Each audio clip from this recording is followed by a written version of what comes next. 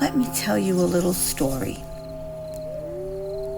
In the dim glow of the campfire, a legend is told every Halloween night. They call it the Watcher of the Forgotten Souls. Look closely through my video. You will see all the participants in this collaboration. Long ago, a group of YouTube content creators whispered of a figure that appeared on each All Hallows Eve, draped in a cloak as black as night. The Watcher said to sit vigil, surrounded by skulls, bearing the memories of those who had met untimely deaths. The Watcher did not move, did not speak, but those who dared approach swore they could feel its hollow gaze, a cold emptiness that seeped into their bones. One fateful Halloween, they decided sought to end the Watcher's eerie presence once and for all. They gathered paints and resin, but as they chanted their incantation, the ground beneath them trembled, and the Watcher lifted its face, its hood falling back just enough to reveal a void where a face should have been, like a black mirror, reflecting only their fear. The skulls around its feet seemed to grin wider and whisper, fill the air. The dead are never truly forgotten until they take their revenge.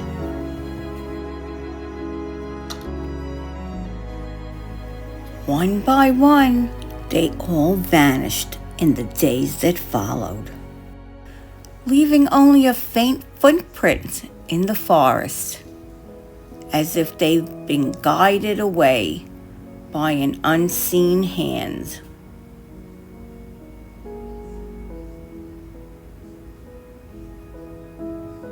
To this day, on Halloween night, locals leave an offering near the Watcher's last known resting place, hoping to appease the spirit and keep it from claiming new souls. But beware, those who get too close might just feel the icy gaze of the Watcher on their back. And if you whisper in the wind, you might be next in line to join the forgotten souls. So what kind of offering would you be leaving to the Watcher this All Hallows Eve? And what if there's two Watchers? Then what? Hi everyone, this is Donna from Hollywood, California. It's Not Just Paint, it's Art by Donna. And yes, I started a little late with my introduction, but I wanted to give you that little scary story for Halloween first. I'd like to thank Aishu from Aishu's Crafty Kids Club for introducing me, and I want to tell you I am so grateful to each and every one of you for being here today, and to all these wonderful creators. Thank you, each and every one of you. You each bring something so special to this collaboration. I know I call it crossover because we cross the lines. We cross over to bring different ideas to our supporters. And I hope everyone enjoys what they see the next 3 days. We have the Brit Girls coming up right after me. And if you have never seen them before, boy, are you in for a treat, as you are for the rest of this collaboration. If you did not see Aishu Crafty Kids Club, please go back whenever you get a chance and watch that Paper Queen. She's amazing. Now, let me tell you about my Halloween pieces. I created 2 interpretations, and this is the God of Death. I used 2 different resins. I wanted to see how each would take on the color and the textures that I had in mind. I worked with polyurethane resin and eco resin, using the same paints and micas on both to observe any differences to bring out an ethereal yet bold finish. I chose the Distress Stain by Ranger in black soot. I used Dilutions ink, spray in black marble, and I used a Ranger mica spray in pewter. I used this little piggy mica in sterling, and surprisingly, I found out that both resins took these finishes beautifully, with very few noticeable differences in appearance. I'd like you to let me know what you think in the comments below after you see the 2 pieces side by side. Polyurethane resin is known for its quick setting time, and unfortunately, I lost a lot of footage in this, and that's really what made me think I needed to do another piece so you could at least watch part of it being created. Polyurethane resin is ideal for something quick. Eco resin is friendly to the environment. I like using the eco resins, and I was interested in seeing how it would perform using this mold. Both these resins held the colors and gave a beautiful sheen that I was looking for. The black tones from the black soot and the black marble really grounded these pieces, adding depth and a sense of mystery. That mica spray in pewter gave the surface a soft shimmer and an otherworldly glimmer, perfect for catching the mystical qualities associated with the God of Death. In many ways, these 2 pieces are a tribute to the God of Death's role as a guide and guardian in the afterlife. Across cultures, the God of Death is celebrated not just as a figure of endings, but as one who brings peace and restores harmony.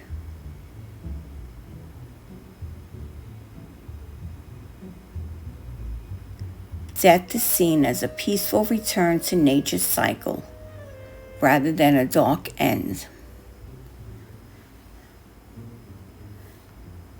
Death is known for his kindness and his wisdom.